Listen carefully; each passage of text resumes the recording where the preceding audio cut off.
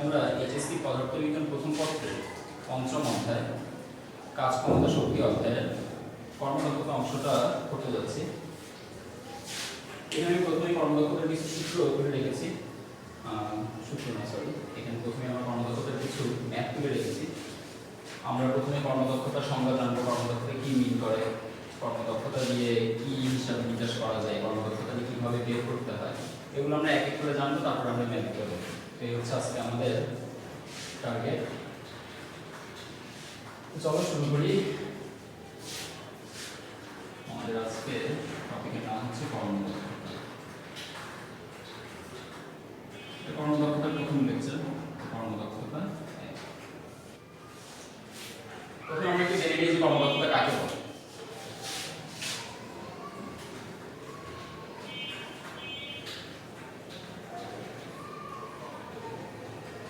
ইঞ্জিনের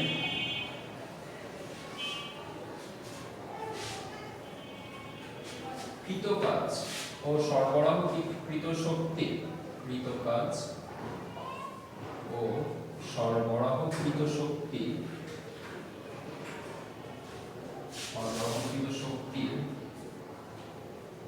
অনুপাতের শতকরায় প্রকাশ করাকে, অনুপাতের শতকরায় প্রকাশের মাধ্যমে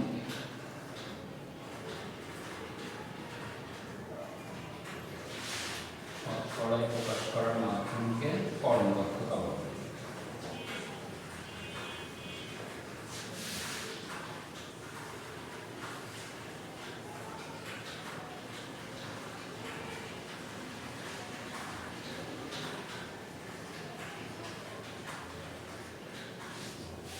কর্মদক্ষতা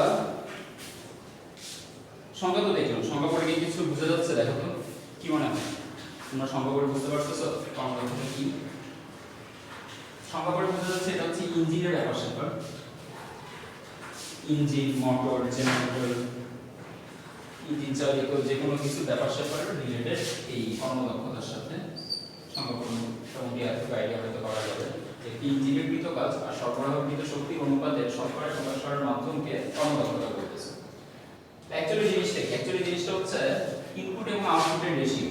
তুমি একটা ইঞ্জিন থেকে যতটুকু আউটপুট পাও, দেন এই আউটপুটটা পাওয়ার জন্য তুমি ইঞ্জিনকে যতটুকু ইনপুট পাওয়ার দিছো, এই দুইটার রেশিওকে আমরা যদি 100% দিয়ে গুণ করি, তাহলে যে জিনিসটা আসবে সেটাকে আমরা বলবো কর্মদক্ষতা। এটাকে আমরা বলবো কর্মদক্ষতা। তাহলে কর্মদক্ষতা এটা সূত্রটা আমরা এইভাবে বানাইতে পারি, আউটপুট, কর্মদক্ষতা এটা সূত্র এভাবে রাখতে পারে, output divided by input into 100%। এটাই হচ্ছে কর্মদক্ষতা। আমরা আরো এলাবোরেট করতে পারি ব্যাপারটা। আউটপুট মানে হচ্ছে যেটা তুমি পাবা, ইঞ্জিন তোমাকে যেটা করে দিবে। দেখো এখানে দুইটা টার্ম আছে, একটা হচ্ছে কৃত কাজ আর একটা হচ্ছে সরবরাহকৃত শক্তি। এই দুইটার মধ্যে একটা হচ্ছে ইনপুট আর একটা আউটপুট। ইনপুটটা সরবরাহকৃত শক্তি আর আউটপুটটা হচ্ছে কৃত কাজ। তুমি যখন ইঞ্জিনকে কোনো একটা নির্দিষ্ট পরিমাণে শক্তি যোগান দিবা, নির্দিষ্ট পরিমাণে শক্তি ইঞ্জিনকে যখন প্রয়োগ করবা, ইঞ্জিন তখন ওই শক্তিটা নিয়ে কি করবে? কেন তুমি ইঞ্জিনকে শক্তি দিচ্ছ? ইঞ্জিনকে শক্তি দেওয়ার একটাই উদ্দেশ্য, ইঞ্জিনকে দিয়ে তুমি কিছু কাজ করাতে চাচ্ছো। তো যখন তুমি ইঞ্জিনকে কিছু শক্তি দিছো, সেই শক্তিগুলোর বিনিময়ে সে তোমাকে কিছু কাজ করে দিছে।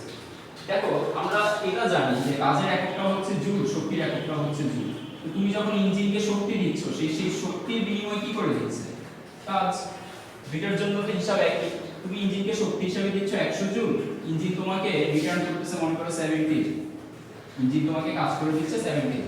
তুমি যে শক্তিটা দিয়েছো ইঞ্জিনকে, সেই শক্তিটা দিয়ে সে তোমাকে কাজ করে দিয়েছে। কি টাইপের কাজ করেছে? মনে করো যে এটা হচ্ছে একটা কুয়া, এই কুয়া বা ট্যাঙ্ক ভর্তি এখানে কিছু পানি আছে, এই পানিগুলোকে উপরে উঠাইতে হবে। এখন পানিগুলোকে যখন আমরা উপরে উঠাবো, পানিগুলো সরণ করবে, বল প্রয়োগ করে আমরা এখানে সমস্ত পানি আমরা জানি যে নিচে এমজি বলে পৃথিবী কর্তৃক আকর্ষিত হয়ে আছে।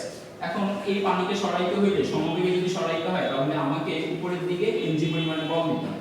এমজি পরিমাণে বল দিয়ে আমি যদি পানিগুলোকে এতটুকু উপরে উঠাই, তাহলে বল দিলাম, সরণও পাওয়া গেল। বল দিলাম এমজি উপরের দিকে সরণ হইল এইচ। উপরের দিকে বল দেওয়া হয়েছে এমজি এবং উপরের দিকে বল দিয়ে উপরের দিকে সরাইছি আমি এইচ পরিমাণ। তো বল ইনটু সরণ থেকে কি পাওয়া যাবে? কৃত কাজ। আমি এখানে যে কৃত কাজটা পাচ্ছি, ইঞ্জিন আমাকে যে কৃত কাজটা করে দিয়েছে, এই যে পানিগুলোকে উপরে তুলে দিয়েছে, এই কৃত কাজটা করানোর জন্য ইঞ্জিনকে 100 জন শক্তি প্রয়োগ করতে দিয়েছে, ইঞ্জিনকে 100 জন শক্তি দান করতে দিয়েছে। আমি ইঞ্জিনকে 100 জন শক্তি দিয়ে দিয়েছি যে ভাই নাও তুমি 100 জন শক্তি দিয়ে এবার আমার কাছে কাজ করে দাও। কি কাজ করতে দিয়েছি? তাকে পানি তুলতে দিয়েছি। দেখো সে আমার কাছ থেকে 100 জন শক্তি নিচে ঠিকই, কিন্তু আমাকে তো পুরোপুরি 100 জনের কাজ করে দিল না, আমাকে কাজ করে দিল 70 জন।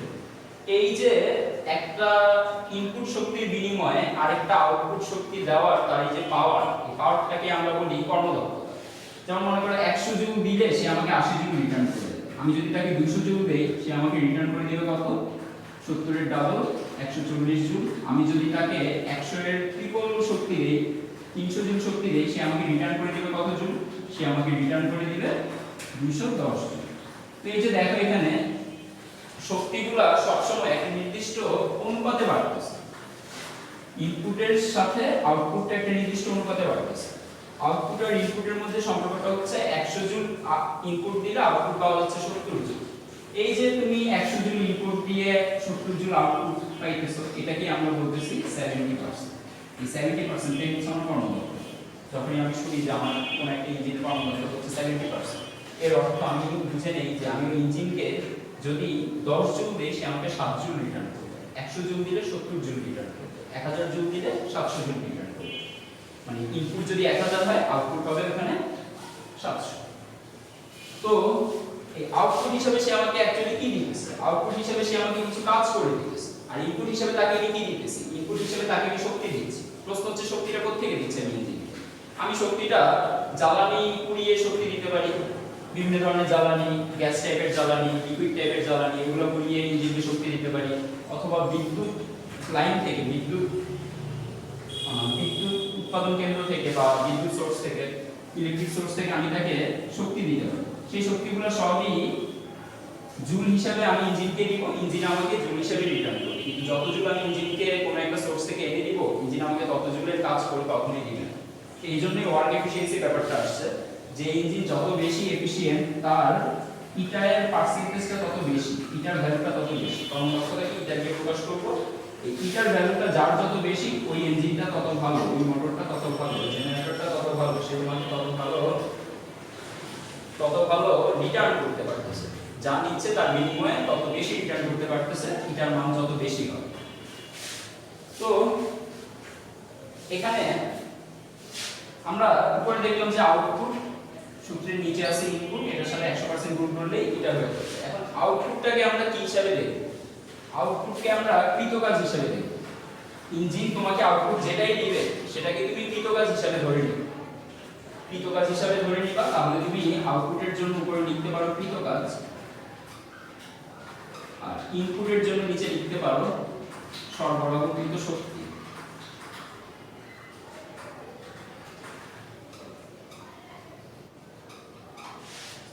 সমান সমান ইনটু 100% সমান সমান ইটা।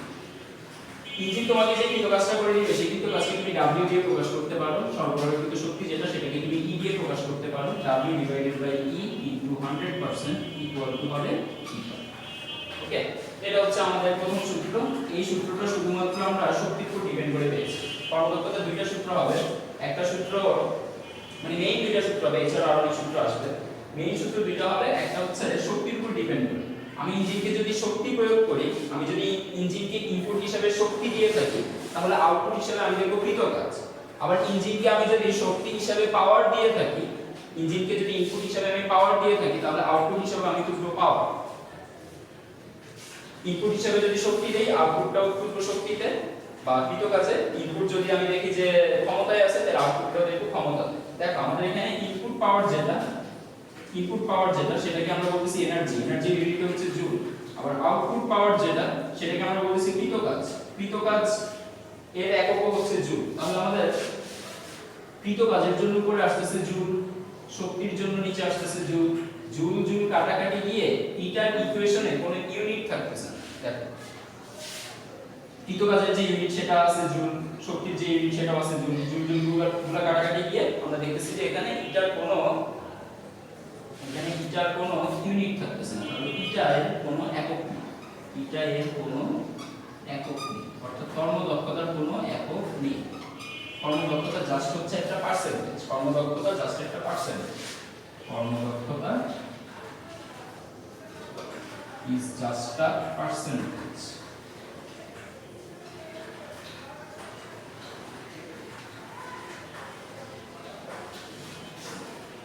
তো একটু খেয়াল করো, এই যে বিতকাজটা, এই বিতকাজটা তুমি কিভাবে হিসাব করবে এবং সরবরাহকৃত শক্তিটা তুমি কিভাবে হিসাব করবে? আমরা তো জাস্ট বিতকাজের প্রতীক আর সরবরাহকৃত শক্তির প্রতীক লিখে দিয়েছি। এখন আমাদের কিন্তু বিতকাজটা ডিরেক্ট বলে দিবে নাকি যে আমি এত বিতকাজ করতেছি, আমি যা করতেছি তার উপর ডিপেন্ড করে আমার হিসাব করতে হবে যে আমি বিতকাজ কত করলাম। আর সরবরাহকৃত শক্তি সেটা আমি কারেন্টের সোর্স থেকে কতটুকু করে ইউজ করতেছি ওটা চাইলেই আমি মেজার করতে পারবো, বা আমি আমার বিল দেখে আন্দাজ করতে পারবো আমি আসলে যে ইঞ্জিনটা ইউজ করছি সেই ইঞ্জিনের জন্য আমি টোটাল কতটুকু শক্তি খরচ করছি এবং সেই শক্তি বিনিময়ে আমাকে কতটুকু পে করতে হচ্ছে। একটা ব্যাপার মনে রাখবা, ইঞ্জিন যেই ব্যাপারটা মানে যে শক্তিটা নেয়, যে শক্তিটা গ্রহণ করে, ইনপুট পাওয়ার যেটা আমরা বিদ্যুৎ বিল হিসেবে সেটার জন্য পে করি। ইঞ্জিন যেই কাজটা করে দিবে তোমাদের, বা মোটর জেনারেটর তোমাকে যে কাজটা করে দিবে সেটার জন্য তুমি বিল দাও, তুমি বিল দাও টোটাল কাজটার জন্য। ইঞ্জিন মনে করো টোটাল কাজ করতেছে 100 জুল, টোটাল নিতেছে 100 জুল, আর কাজ করে দিতেছে মনে করো 70 জুল বা 65 জুল বা 80 জুল, যে কোনো মানে কাজ করে দিতেছে। এখন তুমি কোনটার জন্য বিল পে করবে? ইঞ্জিন যেটা নিছে নাকি যে কাজটা করে দিছে? যেহেতু ইঞ্জিনটা তুমি চালাইতেছো, পাওয়ার সোর্স যেহেতু তোমার কাছে, পাওয়ার সোর্স থেকে কতটুকু পাওয়ার তুমি ইউজ করতেছো এর উপর ডিপেন্ড করে যেহেতু তুমি বিল দিবা।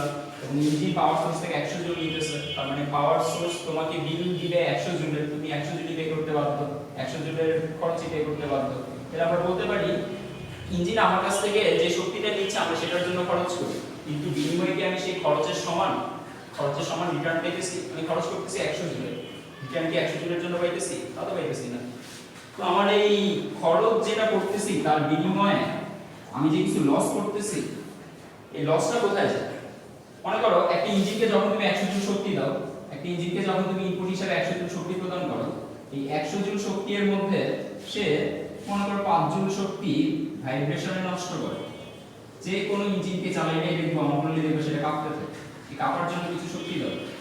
ইঞ্জিনটা অনেকক্ষণ চালাইলে দেখবে সেটা গরম হয়ে গেছে, তার মানে ইঞ্জিনটা তাপ উৎপন্ন করে, মনে করো আরো 10 জুল শক্তি তাপ উৎপন্ন করার জন্য চলে গেছে, হিট প্রডিউস করতে গিয়ে চলে গেছে আরো 10 জুল শক্তি। এরপর মনে করো যে ইঞ্জিনটা শব্দ করতে পারে, আমরা দেখি যে ইঞ্জিনটারই আমরা অন করি না কেন সেটা শব্দ উৎপন্ন করে, শব্দ এক প্রকার শক্তি। তো মনে করো শব্দ উৎপন্ন করতে তার 10 জুল শক্তি খরচ হয়ে গেছে। তো 100 জুলের মধ্যে সে অলরেডি পাওয়ার কাজে 25 জুল শক্তি নষ্ট করে ফেলেছে, তার কাছে আর আছে কত? তার কাছে আমাকে কাজ করে দেওয়ার মতো আর কতটুকু শক্তি অবশিষ্ট আছে? আমাকে কাজ করে দেওয়ার মতো তার কাছে অবশিষ্ট আছে 100 - 25 = 75। এই 75 জুলটাই হচ্ছে আমার ইঞ্জিনের কর্মদক্ষতা। এই 75 জুলটাকে আমি এবার 100 জুলের হিসাবে বলবো। 100 জুলে যদি 75 জুল পাওয়া যায় তার মানে আমার এটার মান হবে 75%। ঠিক আছে? 100 জুলে যদি 75 জুল পাওয়া যায় তার মানে কর্মদক্ষতা হচ্ছে 75%। 100 এর হিসাবে তুমি যত পাবা সেটাই হচ্ছে তোমার কর্মদক্ষতা।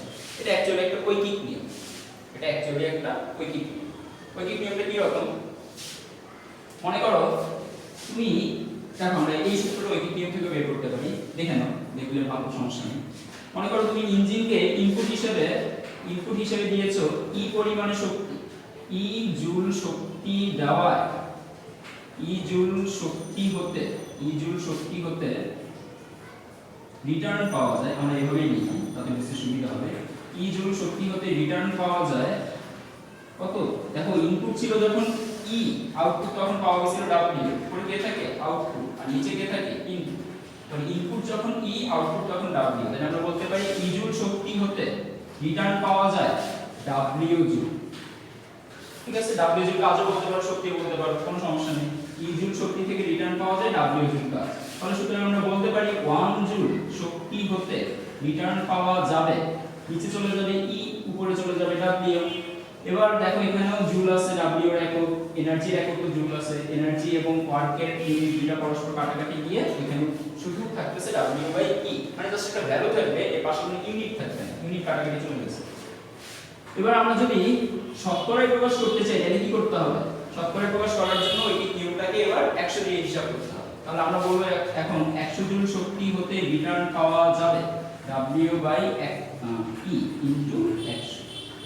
এই জিনিসটা থেকে আমরা যে মানটা পাবো সেই মানটা কি পরবর্তীতে ছোটবেলায় আমরা শিখছিলাম না, প্রথমে আমরা 100 দিয়ে হিসাব করে নিতাম, তারপর লাস্টে উত্তরে গিয়ে আমরা পার্সেন্টেজ বসাইতাম। এখানেও যে মানটা পাওয়া যাবে সেই মানটা কিভাবে তুমি পার্সেন্টেজ দিয়ে কল্পনা করো, 100 পাশে একটা পার্সেন্টেজ দিয়ে কল্পনা করো, ব্যাস হয়ে গেছে তোমার কর্মদক্ষতার সূত্র। এটা সমান সমান W/E ইনটু 100%। বুঝছো? দেখো কথা এটা না, এটা খুব ইজি একটা ব্যাপার, এটা তুমি এমনি মনে রাখতে পারবা, এটা বোঝা তেমন কোনো কঠিন কাজ না। আমরা আগে একটু বুঝে নেই যে কর্মদক্ষতার মান দিয়ে কি বোঝায়, তারপর আমরা সামনে আগাই।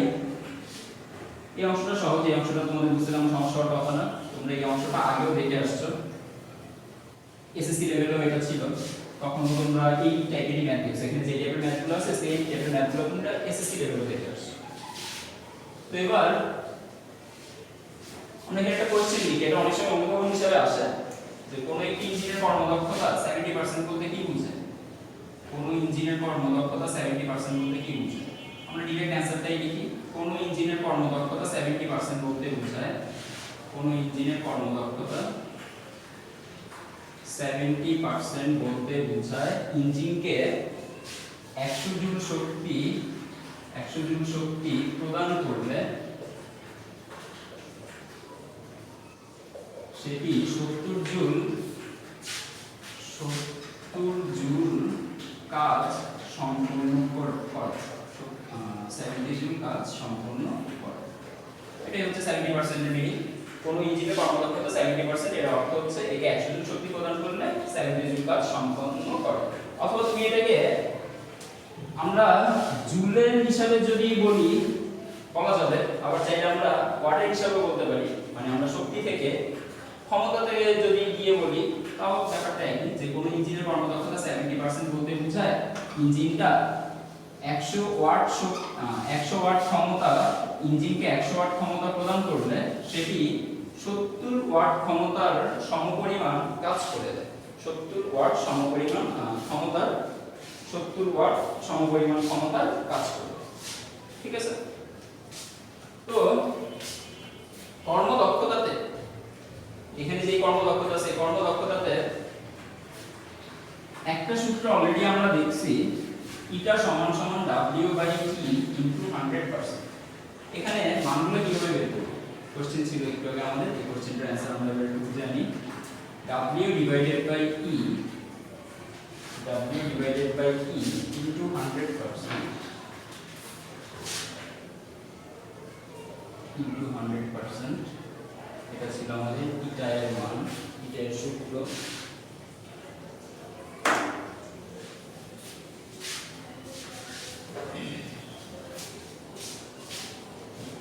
তো W/E ইনটু 100% ইকুয়াল টু ইটা। এখানে কোনটা কিভাবে বের করব, কি ব্যাপারে শুনো।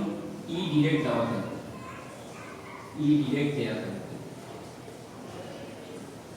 তোমাকে বলে দিবে যে এত জুলের একটা ইঞ্জিন, 10 জুলের একটা মোটর, বা 50 জুলের একটা খেলনা গাড়ির ইঞ্জিন, বা 100 জুলের একটা ইঞ্জিন, এভাবে বলা থাকে। তখন আমরা ধরে নিব ইঞ্জিনটার ক্ষমতা হচ্ছে, বা ইঞ্জিনকে ক্ষমতা ইনপুট দিতে হবে 100, এটাকে আমরা ই দিয়ে প্রকাশ করে নিই।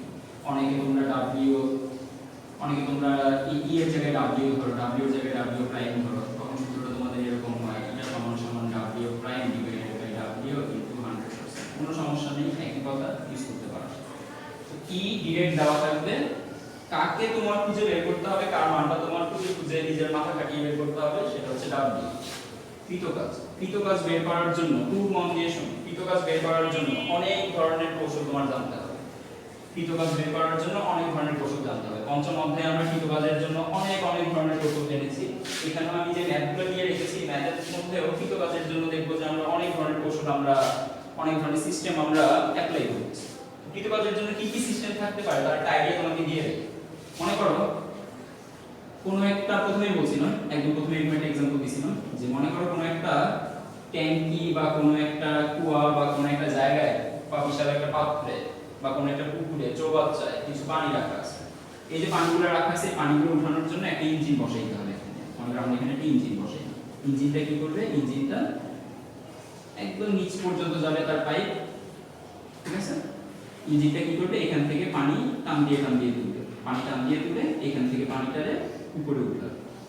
তো খেয়াল করো এখানে সে পানিটাকে এখান থেকে এই পর্যন্ত উঠাচ্ছে, পানিটাকে এখান থেকে এই পর্যন্ত উঠানোর ফলে পানিটা সরণ হয়েছে। এখন ইঞ্জিন যদি পানিটাকে শুধু এই পর্যন্ত উঠায় থেমে থাকতো তাহলে আমরা এই সরণের জন্য কৃতকাজ বের করতাম, মানে এখান থেকে এই পর্যন্ত পানি উঠানোর জন্য কতটুকু কাজ করা উচিত বা কতটুকু কাজ করেছে সেটা বের করতাম। কিন্তু মোটর যদি শুধু এখানে পানি না উঠিয়ে এই পর্যন্ত ভূমির লেভেল পর্যন্ত পানিটাকে এনে তারপরে কোনো একটা দালানের উপর উঠাইতে থাকে বা কোনো একটা বিল্ডিং এর ছাদে যদি উঠাইতে থাকে, মনে করি এখানে একটা বিল্ডিং আছে, এখানে একটা বিল্ডিং আছে, এই বিল্ডিং এর ছাদে এখানে একটা ট্যাঙ্ক আছে, এই ট্যাঙ্কের মধ্যে সেই পানিগুলো ফেলতেছে, এই ট্যাঙ্কের মধ্যে পানিগুলো ফেলার সিস্টেম করেছে। তখন এই ট্যাঙ্কের হাইটটা তোমাকে ধরতে হবে, ট্যাঙ্কের হাইটটা কত, মানে বিল্ডিং এর হাইটটা কত, মনে করি বিল্ডিং এর হাইটটা আরেকটা এইচ, এটা h2 বললাম, এটাকে h1 বললাম। তখন তোমার কৃত কাজের জন্য দেখো এইখান থেকে পানিটাকে টোটাল উঠাইতেছে কোন জায়গায়, এই ছাদের এই জায়গা পর্যন্ত পানিটাকে উঠাইতেছে, এখান থেকে এই জায়গা পর্যন্ত, এখান থেকে এই হাইট পর্যন্ত টোটাল হাইট ধরবো আমরা h। এখানে যে পানিটা থাকবে, এখানে যে পানিটা থাকবে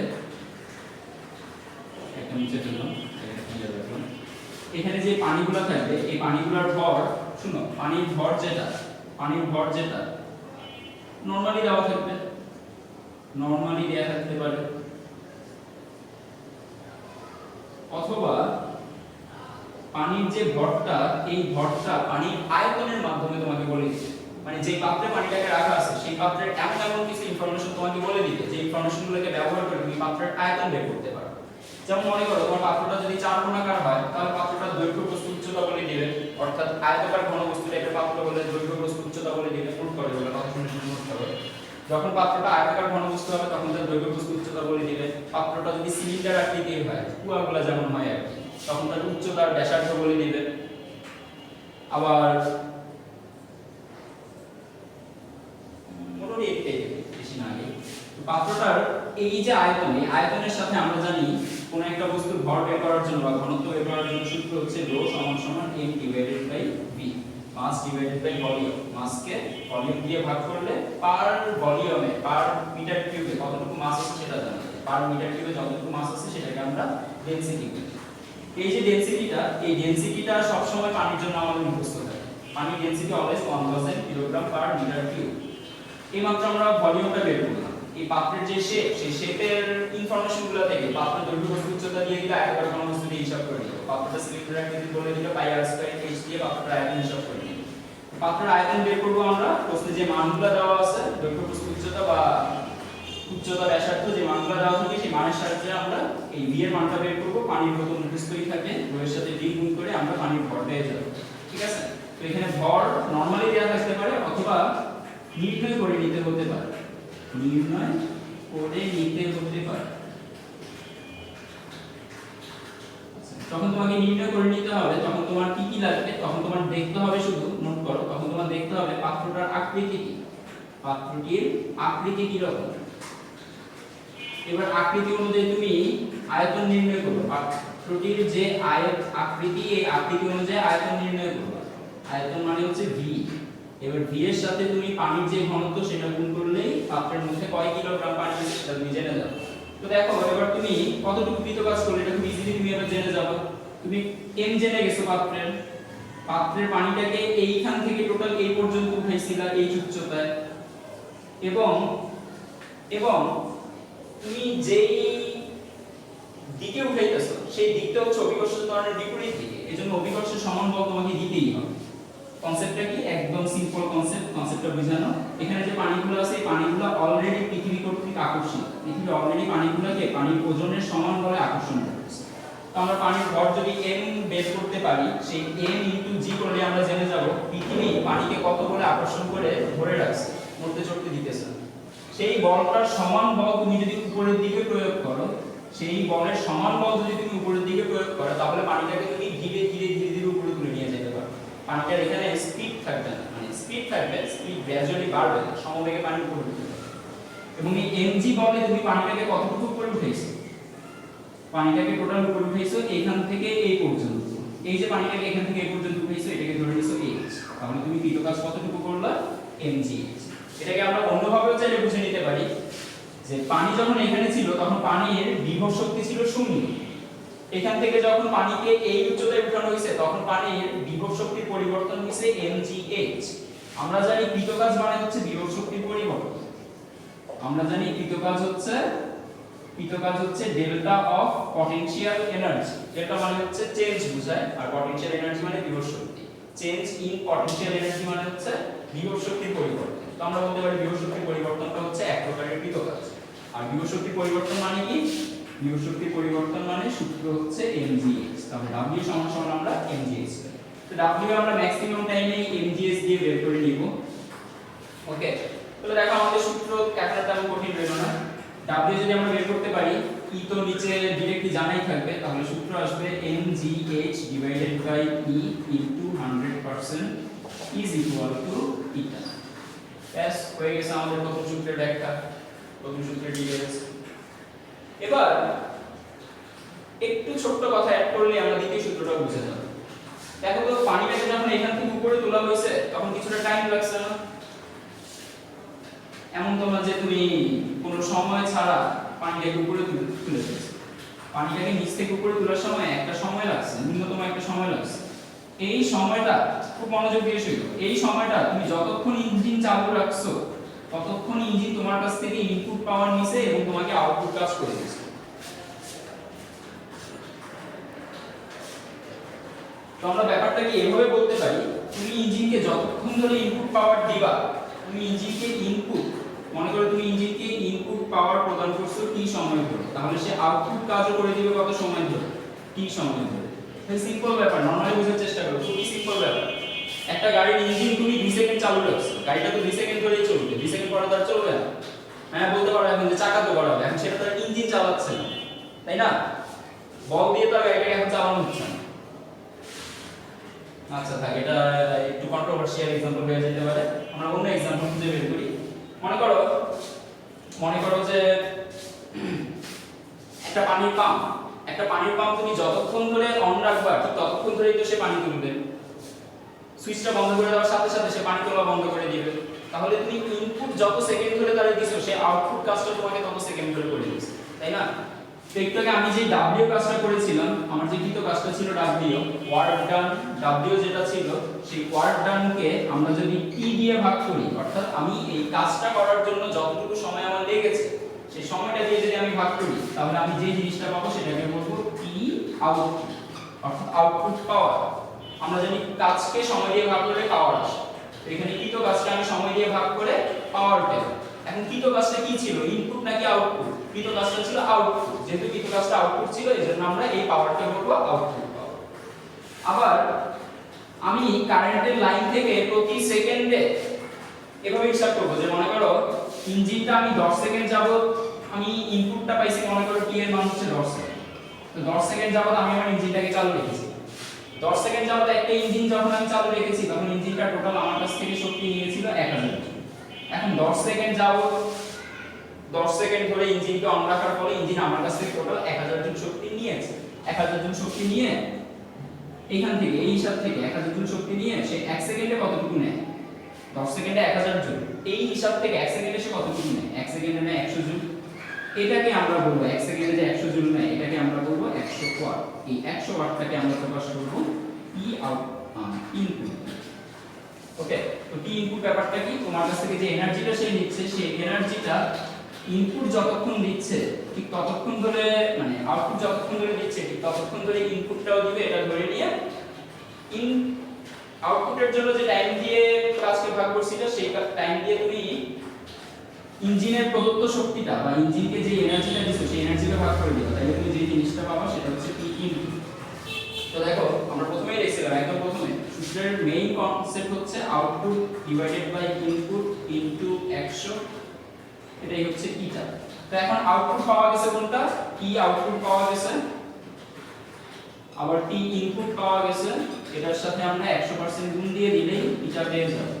বা T আউটপুট এটাকে কি বলতে পারি বলো? T আউটপুট এটাকে কি বলতে পারি?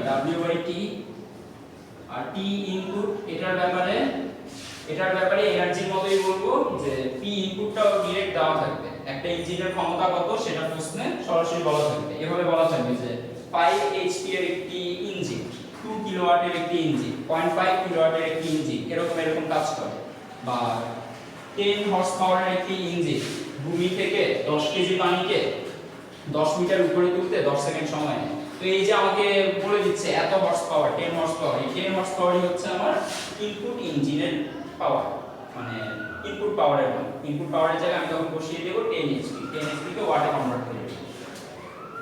W/T equal into 100% equal two আসবে E। তাহলে যদি তোমরা চাও তাহলে এই T কে নিচে নামায় নিয়ে আসতে পারো, তখন হবে P input into T into 100% is equal two E। ব্যাস হয়ে গেছে আমাদের সূত্র, ব্যাস হয়ে গেছে আমাদের সূত্র। এখন সূত্র তেমন আহামরি কিছু না, এই সূত্রগুলো তোমরা খুব ইজিলি মনে রাখতে পারবা, তোমাদের হয়তো মনে আছেও। সূত্রগুলো তেমন আহামরি হচ্ছে আমাদের ম্যাথের কনসেপ্টগুলো, কর্মদক্ষতার যে ম্যাথগুলো আছে ম্যাথের কনসেপ্টগুলো। চলো ম্যাথের কনসেপ্টে যাওয়ার আগে আমরা কিছু টার্ম সম্পর্কে আগে একটু ক্লিয়ার হয়ে নিই। তোমরা কি জানো কি বলে এটাকে? ব্যয়িত শক্তি কি, তারপরে হচ্ছে অপচয়কৃত শক্তি কি, এই ব্যাপারগুলো কি তোমরা জানো? যদি জানো তো ভালো, একটু স্কিপ করে যাও, এই জিনিসগুলো টেনে টেনে দেখো। আর যদি না জানো ধৈর্য ধরে দেখো, খেয়াল করো।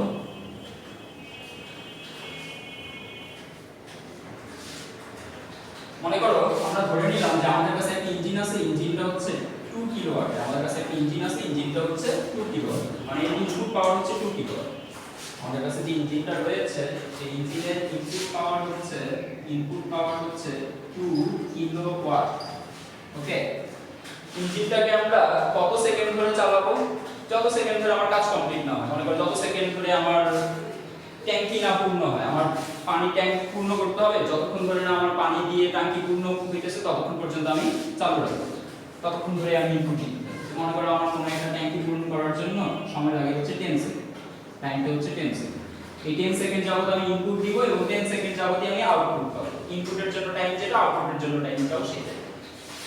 আউটপুটের ব্যাপারে বলে দিছে, অন্য সময় তোমাকে আউটপুটের জন্য হাবিজাবি অনেক মান দিয়ে রাখতে, অনেক কষ্ট করে আউটপুট বের করতে হতো। আমি তো ভালো, এইজন্য আমি মনে করে দিলাম আউটপুট হচ্ছে 1.5 কিলোওয়াট। ইনপুটটা সরাসরি দিয়ে দিয়েছে 2 কিলোওয়াট, আউটপুটটা সরাসরি দিয়ে দিয়েছে 1.5 কিলোওয়াট, কি বলে দিয়েছে 10 সেকেন্ড। তোমাকে প্রথমেই জিজ্ঞেস করছে ইঞ্জিনটির ব্যয়িত শক্তি কত। প্রথম কোশ্চেন হচ্ছে ইঞ্জিনটির ব্যয়িত শক্তি কত। ইঞ্জিনটির ব্যয়িত শক্তি কত। সেকেন্ড কোশ্চেন হচ্ছে ইঞ্জিনটার অপচয়কৃত শক্তি কত। সে এই কাজ করে দেওয়ার উছিলায় কতটুকু শক্তি অপচয় করেছে। অপচয়কৃত, কৃত লিখতে ভুলে গেছি, অপচয়কৃত শক্তি কত। এবং সবার লাস্টের কোশ্চেনটা হচ্ছে ইঞ্জিনটার কৃত কাজ কত। ইঞ্জিনটার কৃত কাজ। ইঞ্জিনের ব্যয়িত শক্তি এক কথা, ইঞ্জিনটির কৃত কাজ আরেক কথা। ইঞ্জিনটির কৃত কাজ কত। তো ইজি মনে রাখবা, ব্যয়িত শক্তির জন্য ইঞ্জিনকে যত সেকেন্ড ধরে আমি চালু রাখছি, কনসেপ্টটা শুনো, সহজ ব্যাপার, কনসেপ্টটা শুনো। ইঞ্জিনের ইনপুট পাওয়ার হচ্ছে 2 কিলোওয়াট। কি মিন করে 2 কিলোওয়াট? 2 কিলোওয়াট মিন করে 2000 ওয়াট। 2000 ওয়াট আরএসি মিন করে না? করে। আরো মিন করে 2000 জুল পার সেকেন্ড। দেখো ওয়াটকে যদি আমরা ভাঙি, ওয়াটকে ভাঙলে আমরা জুল পার সেকেন্ড পাবো। আমরা বলতে পারি 2000 ওয়াট মানে হচ্ছে 2000 জুল পার সেকেন্ড। এখন এখান থেকে কেউ জিজ্ঞেস করলে তুমি বলতে পারবা ইঞ্জিনটা প্রতি সেকেন্ডে কতটুকু করে শক্তি ব্যয় করে। ব্যয় করে মানে কি? সে কারেন্টের কাছ থেকে নেয়, কারেন্টের লাইনের কাছ থেকে নেয়, কারেন্টের লাইনের কাছ থেকে সে যেটাই নেয় সেটাই ব্যয় হয়ে গেছে, সেটাই খরচ হয়ে গেছে। কারেন্টের লাইনের কাছ থেকে 2000 জুল নিছে, 2000 জুলই খরচ হয়ে গেছে। 2000 জুলের কাজ করুক আর না করুক 2000 জুলই খরচ হয়ে গেছে, এর জন্য তোমার ডিল দিতে হবে। ওকে, তো কারেন্টের লাইনের কাছ থেকে সে পার সেকেন্ডে কত জুল করে নেয় কেউ জিজ্ঞেস করলে আমি বলবো পার সেকেন্ড, অর্থাৎ প্রতি সেকেন্ডে কারেন্টের লাইনের কাছ থেকে ইঞ্জিন নিচ্ছে 2000 জুল করে শক্তি। এবার প্রশ্ন হচ্ছে ইঞ্জিনটাকে তুমি কত সেকেন্ড ধরে চালু রাখছিস? বলেই দিছে পুরো কাজটা করার জন্য ইঞ্জিনটাকে 10 সেকেন্ড চালু রাখতে হবে, অর্থাৎ ইনপুটও নিবে 10 সেকেন্ড, আউটপুটও দিবে 10 সেকেন্ড। তো ইঞ্জিনটা আমি 10 সেকেন্ড ধরে চালু রাখলে 1 সেকেন্ডের জন্য ইঞ্জিনটা নেয় 2000 জুল। 10 সেকেন্ডের জন্য ইঞ্জিনটা নেবে 2000 * 10 সমান আমি বলবো 20000 জুল। আমরা বলবো 20000 জুল সে শক্তি ব্যয় করবে কারেন্টের লাইন থেকে, কারেন্টের সোর্স থেকে, মেইন লাইন থেকে সে 2000 জুল শক্তি 20000 জুল শক্তি নষ্ট করে দেবে। তোমার 20000 জুল কাজ করে দিবে না, কিন্তু তোমাকে এটা মেনে নিতেই হবে। ইঞ্জিনের ভাইব্রেশন শক্তি নষ্ট করে ফেলবে, ইঞ্জিন দেখা গেছে যে শব্দে কিছু শক্তি নষ্ট করে ফেলবে, তাপ উৎপন্ন করার কারণে কিছু শক্তি নষ্ট করে ফেলবে, হাবিজাবিতে শক্তি নষ্ট করে ফেলবে। এখন কথা হচ্ছে আমি ইঞ্জিনটা ব্যয় শক্তি তো এইভাবে কথায় হিসাব করে ব্যাখ্যা করে বের করলাম, সূত্র দিয়ে কিভাবে বের করব? ইঞ্জিনকে ব্যয় শক্তির জন্য সূত্র দিয়ে কিভাবে বের করব? সিম্পল সূত্র, আমি বলবো P ইনপুট সমান সমান W divided by T। P input সমান সমান W ডিভাইডেড বাই T। তুমি যে W পরিবর্তে E বসাইতে পারো। ইঞ্জিন যে শক্তিটা ইনপুট হিসাবে নেবে সেটাকে আমরা এনার্জি E দিয়ে প্রকাশ করব। তার আগে তোমার ধারণা থাকতে হবে যে E এবং W সমান কত। একটা বস্তু কাজ করে দেওয়ার জন্য একটা বস্তুকে তুমি এক স্থান থেকে আরেক স্থানে সরিয়ে যতটুকু কাজ করো তোমার ঠিক ততটুকু শক্তি ব্যয় হয়। 10 জুল কাজ করলে তোমার কাছ থেকে শক্তি ব্যয় হবে 10 জুল। তুমি যখন 10 জুলের কাজ করছো তখন শক্তি খরচ হয়েছে তোমার শরীর থেকে 10 জুল, বা সিস্টেম থেকে শক্তি খরচ হয়েছে 10 জুল। তো আমরা যেখানে W লিখেছিলাম সেখানে W এর পরিবর্তে E বসাইতে পারি। সোজা বাংলা কথা হচ্ছে এই। এবার এখান থেকে আমার বের করতে হবে E এর মান। আমি বলবো E সমান সমান E ইনপুট ইনটু T। দেখো P ইনপুট আমার জানা আছে 2000 ওয়াট বা 2 কিলোওয়াট, ইনপুট পাওয়ার 2 কিলোওয়াট, টাইম বলা আছে 10 সেকেন্ড। আমি এখানে গুণ করলে E এর মান 20000 পেয়ে যাব। তো এটা হচ্ছে ব্যয়িত শক্তির একদম সিম্পল সূত্র, একদম সিম্পল সূত্র। এই সূত্রটার আবার একটু ঝামেলা আছে। অনেক সময় তোমাকে এই P ইনপুটটা এত ডিটেইলসে দিয়ে দিবে না। P ইনপুটটা এত ডিটেইলসে দিবেই না। কেমনে দিবে দেখো, শিখে না কেমনে দিবে।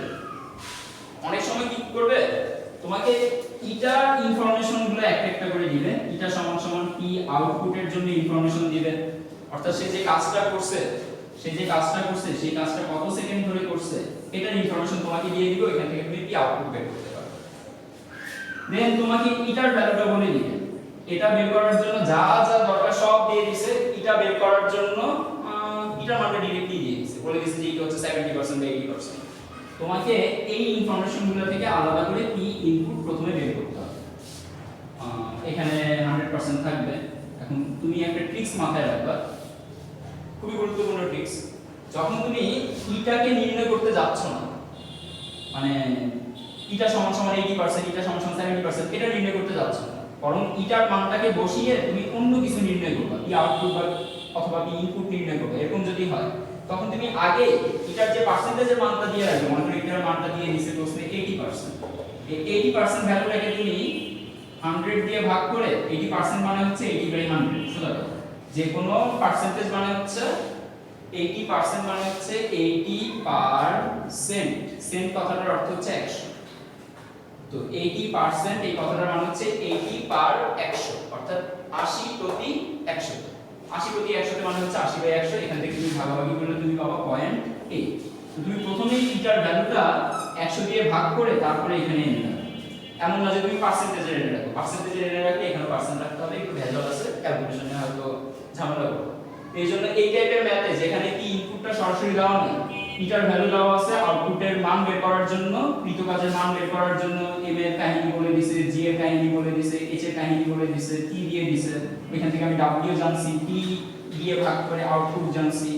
এটাকে আমি ফার্স্টেই 80% ছিল সেইখান থেকে 0.8 বানায় নিছি। p আউটপুট জানছি, এটা জানছি। এবার আমি ইনপুট বের করব কিভাবে? আমি ইনপুট বের করব p ইনপুট সমান সমান p output divided by eta. P input equal to P output divided by eta। কোনো পার্সেন্টেজ এক্সট্রা করে কোনো 100% গুণ করতে হবে না, কারণ আমরা এই ইটার কাজটার মধ্যে এটাকে যখন আমরা 100 দিয়ে ভাগ করছি সেখানে আমরা পার্সেন্টেজের কাজটা করে দিয়েছি। দেখো এই 100% এখান থেকে যদি এই পাশে আসে এটা নিচে যাবে। এটার ভ্যালু ছিল 80%, সেটার সাথে আমরা আরো 100% ভাগ করছি। পার্সেন্ট তোমার হিসাবে কাটা যেতে পারে, 80/100 0.8 আসতেছে। তো এটা হচ্ছে একটা কনসেপ্ট। আমরা 100% কে সূত্রের মধ্যে রাখলাম, ভেজাল করতে পারি। তো বুঝতে পারলাম মনে হয় যে ইঞ্জিনের ব্যয় শক্তি বের করতে বললে কিভাবে করব। এখানে কি ইনপুটটা যদি চলে আসে তখন তুমি কি ইনপুটকে আবার কি দিয়ে গুণ করো, বুঝে যাবা যে ইঞ্জিনের ব্যয়িত শক্তি কত। তো এখানে আমরা যা যা আলোচনা করছি সেটা হচ্ছে 1 নম্বরের জন্য ইঞ্জিনের ব্যয়িত শক্তি কিভাবে বের করা যায়। আবার একটু রিক্যাপ করতেছি।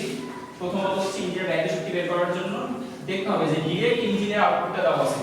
ইঞ্জিনের আউটপুটটা যদি ডিরেক্ট দেওয়া থাকে তাহলে যত সেকেন্ড ধরে ইঞ্জিনটাকে চালানো হয়েছিল, প্রশ্ন তো বলাই থাকে কত সেকেন্ড ধরে কত মিনিট ধরে চালানো হয়েছিল, সেই টাইমটা দিয়ে আমরা ইনপুট পাওয়ারটা যদি গুণ করি তাহলে আমরা ইঞ্জিনের ব্যয়িত শক্তি পেয়ে যাব। এটা হচ্ছে সবচেয়ে সিম্পল ওয়ে, সবচেয়ে সিম্পলেস্ট ওয়ে।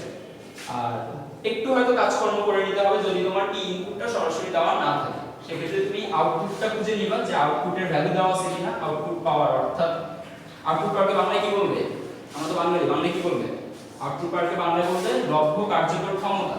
তুমি যেটা পেয়েছো, প্রাপ্ত হইছো যেটা, সেটাকে বলবো লব্ধ কার্যকর ক্ষমতা। লব্ধ কার্যকর ক্ষমতাকে কি আউটপুটটাকে বের করার জন্য খুঁজবো যে এম জি এইচ টি এগুলো আছে কিনা, এটা আছে কিনা, তাহলে কি ইনপুট বের করে নিতে পারবো। টাইম দিয়ে গুণ করলেই ইঞ্জিনের ব্যয়িত শক্তি কত তাহলে চলে আসবে। ওকে, সেকেন্ড কোশ্চেন, অপচয়কৃত শক্তি কত। অপচয়কৃত শক্তি কত, দেখো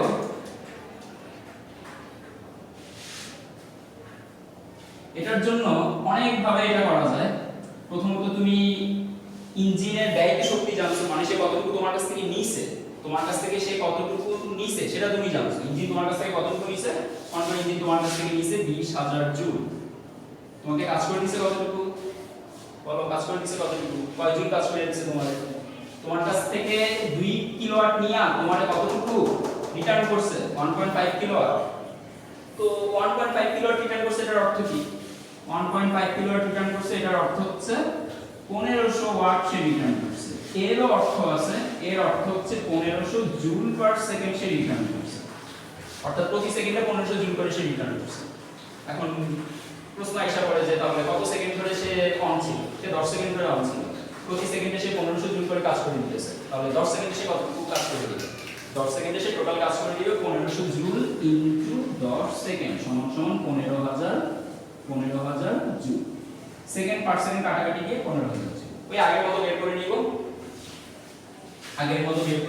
আগের মতো যদি আমরা বের করি তাহলে পাবো 3 নাম্বারটা আগে করি, অপচয়কৃত শক্তি তাহলে বের করা ইজি হবে। ইঞ্জিন কৃত কাজের জন্য আমরা পাবো W সমান সমান P আউটপুট ইনটু T। দেখো এটার জন্য সেম সূত্র আসছিল, এখানে ব্যয়িত শক্তির জন্য আসছিল E অথবা অনেকে W বলবা, কোনো সমস্যা নাই, দুইটার জন্য সেম সূত্র, কিন্তু এখানে ইনপুট ইনটু T। W যদি বলো যে W সমান সমান P ইনপুট ইনটু T, তাও এটা ইঞ্জিনের ব্যয়িত শক্তি, ইঞ্জিন কারেন্টের কাছ থেকে যেটা নিয়ে খরচ করছে, উদাহরণে খরচ করছে, সেটা হচ্ছে W P input into T। তাহলে এটা তুমি E দিয়ে প্রকাশ করতে পারো, কোনো প্যারা নাই, কোনো সমস্যা নেই। দ্বিতীয়টা হচ্ছে ইঞ্জিনের কৃত কাজ কত। ইঞ্জিনের কৃত কাজ যখন তুমি বের করতে যাবা তখন তোমার জানা লাগবে যে ইঞ্জিনটার আউটপুট এনার্জি কত ছিল, সে রিটার্ন কতটুকু করে রিটার্ন পাওয়ার দিতেছিল, ওইটার সাথে টাইম গুণ করে দিলে তুমি জেনে যাবে ইঞ্জিনটির কৃত কাজের মান কত। বুঝতে পারছো? এবার তো হয়ে গেছে, 3 নাম্বার অ্যানসার জেনে গেছি। পি আউটপুট ছিল 1.5 কিলোওয়াট অর্থাৎ 1500 ওয়াট ইনটু টাইম ছিল 10 সেকেন্ড সমান সমান ইঞ্জিনটির কৃত কাজ ছিল 15000 জুল। এবার লাস্ট কোশ্চেন, যদিও এটা আমাদের সেকেন্ডে ছিল, আমরা এটাকে এখন লাস্ট বানায় ফেলছি বুদ্ধি করে। কোশ্চেন হচ্ছে এখন অপচয়কৃত শক্তি কত বের করো। অপচয়কৃত শক্তিকে তুমি ডেল্টা এর কি বলতে পারো, শক্তি। তো এই শক্তিটা কি বলবো, তো এটা বের করার জন্য তোমার প্রথমে জানতে হবে কারেন্টের কাছ থেকে, মনে করো এটা কারেন্টের প্লাগ, কারেন্টের কাছ থেকে তুমি নিছো কতটুকু বাবা, কারেন্টের কাছ থেকে তুমি নিছো 20000 জুল। বাহ, ভালো কথা, তুমি কারেন্টের কাছ থেকে 20000 জুল নিছো। কারেন্টের কাছ থেকে 20000 জুল নিয়ে তুমি 20000 জুলের কাজ করতে পারছো? এটা তো ঘাটতে হবে, এটা তোমার কতটুকু কাজ করাই দিছে, ওই বেটা তোমারে 20000 জুল শক্তি নিয়ে তোমার কাছ থেকে তোমারে কাজ করাই দিছে 15000 জুল। তাহলে এবার তুমি কও 20000 জুল শক্তি নিয়ে 15000 জুল যদি কাজ কইরা দেয়, সে নষ্ট করে ফেলছে আমার কতটুকু শক্তি, সে নষ্ট করে ফেলছে 20000 minus 15000 equal to 5000 joule, 5000 joule. তাহলে আমি বলতে পারতেছি অপচয়কৃত শক্তির মান 5000 জুল। ক্লিয়ার? কঠিন ছিল? এগুলো তো কোনো ম্যাথই না, এগুলো কঠিন বলবো কেন আমরা? এগুলো জাস্ট আমরা সিস্টেম শুনলাম, বুঝলাম কিভাবে করতে হয়। তো কর্মদক্ষতার ম্যাথটা স্টার্ট করতে যাওয়ার আগে আমরা ওয়ার্ড কিছু বেসিক দেখে নিই। ওয়ার্ড বেসিক, ওয়ার্ড বেসিকে আমাকে মাথায় রাখতে হবে, ওয়ার্ড বেসিকে আমার প্রবলেম যেটা সেটা হচ্ছে কৃতকাজের জন্য যে উচ্চতা, আমরা সাধারণত কৃতকাজের জন্য বিভব শক্তির পরিবর্তনের সূত্রটা ব্যবহার করব ম্যাক্সিমাম টাইমে, W সমান mgh। এখানে যে উচ্চতার অংশটা আছে, এই উচ্চতার অংশটাতে এক একবার আমাদেরকে এক এক রকম ভাবে চিন্তা করতে হবে। কখনো উচ্চতা আসবে h/2, কখনো উচ্চতা আসবে 3h/4, এরকম উচ্চতাগুলো আসবে। এই উচ্চতাগুলো কি মিন করে বা এই হাইটগুলো আমরা কিভাবে পাবো এটা সিস্টেম দেখো। আগে কনসেপ্ট বুঝো। কনসেপ্ট হচ্ছে সবার প্রথমে আমি যখন একটা ট্যাঙ্কিতে পানি দেখি তখন পানিগুলো মোটর কিভাবে তুলে। মনে করো ট্যাঙ্কিতে এরকম কানে কানে পরিপূর্ণ ট্যাঙ্কিতে আমরা একটা পাইপ দিই, মোটর দিয়ে পানি তোলার জন্য একটা পাইপ বসাচ্ছি। এখানে একটা মোটরের সাথে পাইপগুলো কানেক্টেড আছে।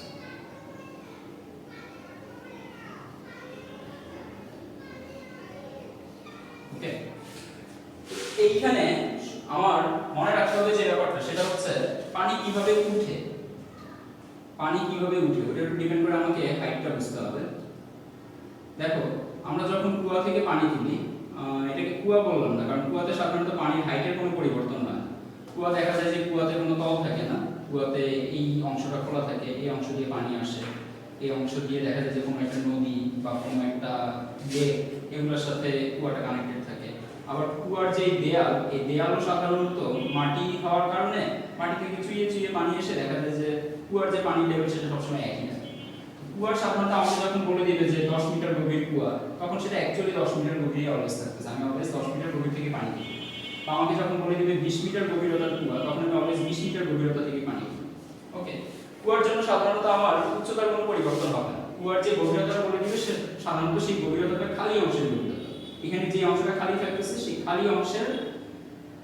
খালি অংশের কতটুকু নিচ থেকে আমার পানিটা তুলতে দিতেছে, এখান থেকে কতটুকু নিচে গিয়ে তারপরে আমার পানিটা উপরে তুলতে হবে। মনে করি এখান থেকে 10 মিটার নিচে গিয়ে তারপরে আমার 10 মিটার নিচে পানি উপরে তুলতে হবে, সেক্ষেত্রে আমি কুয়ার গভীরতা 10 মিটার দিই। এবং এই 10 মিটারের পানি যদি আমি 1 ঘন্টা ধরে তুলি, এমন না যে 10 মিটার পানিটা কিছুটা নিচে নেমে যাবে, কুয়ার পানির লেভেল কিছুটা নিচে নেমে যাবে, এরকম কুয়ার পানির লেভেল সবসময় একই থাকবে। তো তারপর আমরা দেখব যে কিছু কিছু কুয়ার অঙ্কে এই গড় গভীরতার ব্যাপারটা নিয়ে আসছে। আমরা এখানে অ্যাকচুয়ালি কুয়ার যে বেসিক আমরা গড় গভীরতাটা বুঝতে যাচ্ছি আজকে। গড় গভীরতা, অনেক সময় গড় গভীরতা দিয়েও কাজ করা যাবে, আবার অনেক সময় আমরা ভর কেন্দ্রের কনসেপ্ট দিয়েও কাজ করতে পারবো।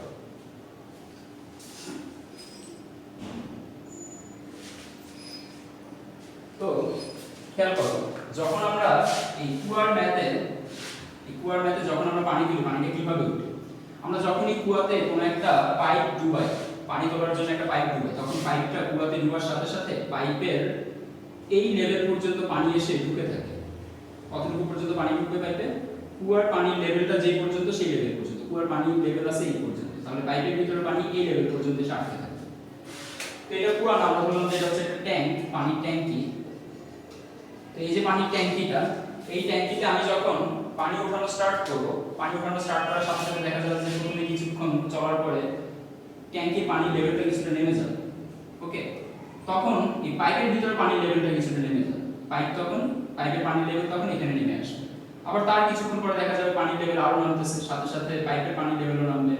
আরো কিছুক্ষণ পাম্প অন রাখার ফলে দেখা যাবে যে পানি আরো উপরে উঠছে কিছুটা। পানি উপরে ওঠার কারণে পানির লেভেল আরো নামছে, পাইপের ভিতরে পানির লেভেল নেমে গেছে। তো দেখো পাইপ কিভাবে পানিটা তুলতেছে।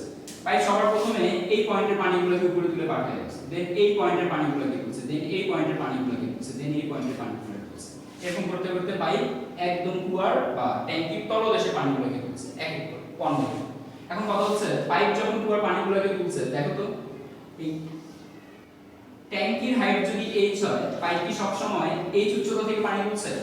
এখান থেকে এই পর্যন্ত হচ্ছে গভীরতা h, এখান থেকে এই পর্যন্ত গভীরতা মানে 1 মিটার, 2 মিটার গভীরতা, 3 মিটার, 4 মিটার, 5 মিটার গভীরতা। তাহলে আমার কুয়ার গভীরতা হচ্ছে বা ট্যাঙ্কির গভীরতা হচ্ছে তখন 5 মিটার। তো আমার পাম্প কি সব সময় 5 মিটার গভীরতার পানি তুলতেছে? না, কখনো 0 মিটার গভীরতার পানি তুলতেছে, কখনো 1 মিটার গভীরতা, কখনো 2 মিটার গভীরতা, কখনো 3 মিটার, কখনো 4 মিটার, কখনো 5 মিটার গভীরতার পানি তুলতেছে। এক একবার যেহেতু এক এক গভীরতার পানি ঢুকতেছে, এজন্য আমি যদি ধরে রাখি যে আমার কুয়ায় 100 কেজি পানি আছে, এই 100 কেজি পানিকে আমি যদি এখন উপরে তুলতে যাই, সেক্ষেত্রে আমার এইচ এর মান যদি আমি 5 ধরে রাখি, সেক্ষেত্রে ব্যাপারটা দাঁড়ায় আমি 100 কেজি পানিকে 5 মিটার গভীরতা থেকে তুলছি, এরকম একটা ব্যাপার নিই। এখন আমার 100 কেজি পানি কি 5 মিটার গভীরতায় অবস্থান করতেছে?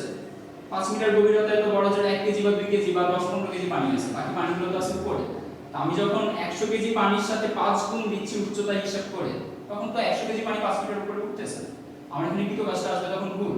আমার কৃতকাজের জন্য তখন আমার ধরে নিতে হবে যে এই পানিটা উঠতেছে 0 মিটার। তো এখানে যদি মনে করো 10 কেজি পানি থাকে, 10 কেজি পানিকে 0 মিটার উঠাইতেছি। এখানে যদি 10 কেজি পানি থাকে, এই 10 কেজি পানিকে 1 মিটার উঠাইতেছি।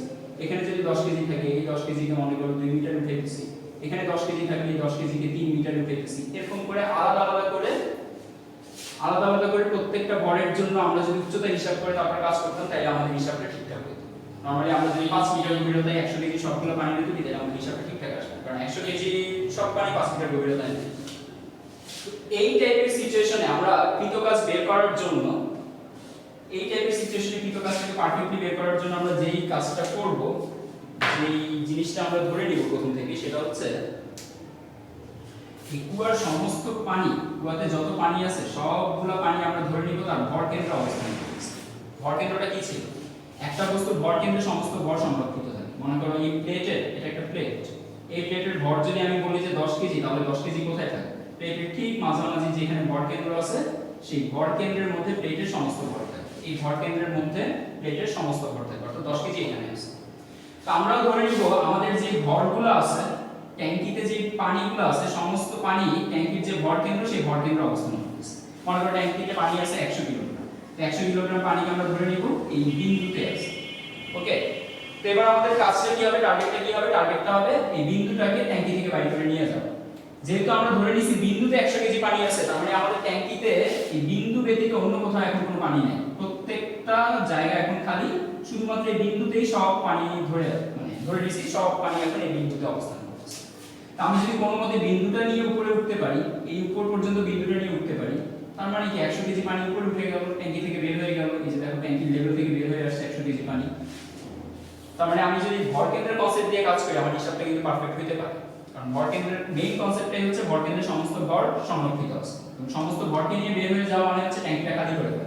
সমস্ত ভর মানে ভর কেন্দ্র নিয়ে বের হয়ে গেলাম, অর্থাৎ সমস্ত পানি খালি করে ফেলা। এবার সমস্ত পানি ভর কেন্দ্রে আছে, ভর কেন্দ্রটা কোথায় আছে বলো? তুমি যে ভর কেন্দ্রকে উঠায় নিয়ে যাবা, এটাকে কতটুকু উপরে উঠাবে? ভর কেন্দ্রে 100 কেজি পানি আছে, ভর কেন্দ্রকে উঠানো মানে 100 কেজি পানি উঠানো। এখন ভর কেন্দ্রকে কতটুকু উঠাচ্ছ, অর্থাৎ 100 কেজিকে কতটুকু উঠাচ্ছ তুমি গড়ে? 100 কেজিকে তুমি উঠাবা, মনে করো তোমার এই ট্যাঙ্কির গভীরতা যদি h হয়, তবে ভর কেন্দ্রটা থাকবে h বাই 2 মিটার গভীরতা।